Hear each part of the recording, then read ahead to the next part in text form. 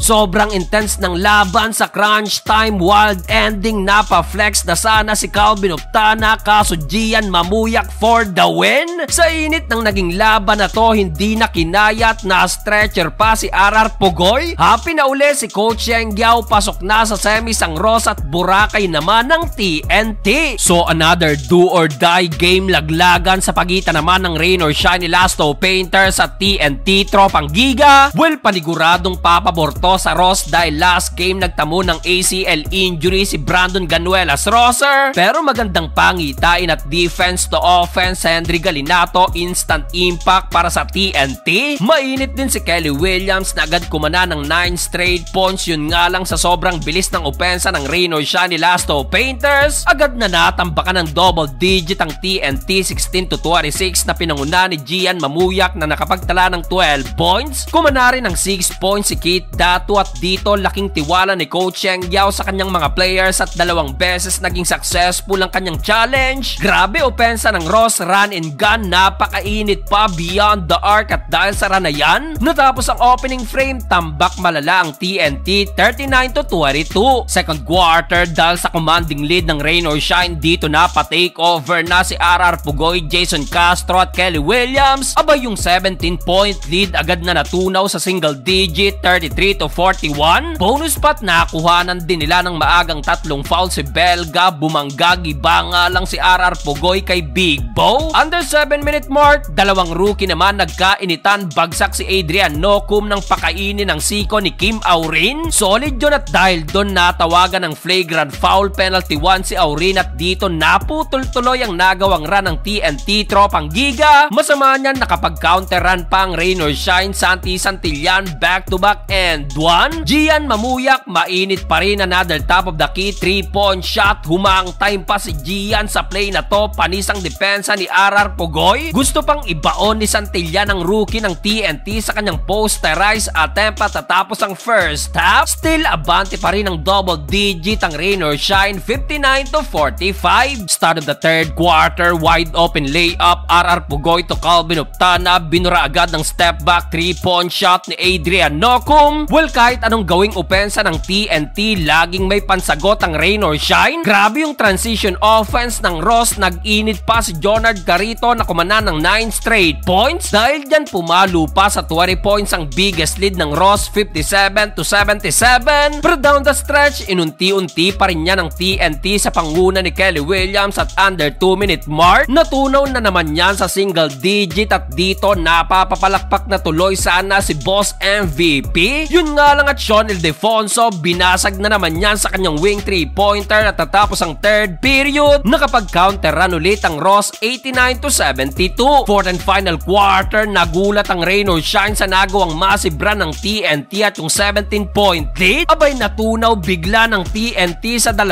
sa panguna ni Calvin Optana, 95-93. Nabasag na lang yan sa big time 3-point shot ni Keith Datu. Yun nga lang, Calvin Optana again, itinabla na ang talaan sa all 98. Hype na hype at napa-flex pa sa kanyang 3-point shot. Grabing intensity ng laban, heto't may pansagot pa rin ng rain or shine, Andre Karakot, wing 3-pointer. Under 2-minute mark, dahil sa init ng laban, di na kinaya ni RR Pugoy at kinailangan pang stretcher palabas ng court. Wala nang 1 minuto, Gian Mamuyak kumana ng cold-blooded big time wing 3-point shot. Pati si Coach Yeng napareact na sa tres na yon, 107-100. Pero di pa natapos dyan at kumana pa ng back-to-back 3-point shot si Kelly Williams, kaso sa huli, still nanaig pa rin ang rain or shine at aabante na sila sa semis kalaban ng SMB.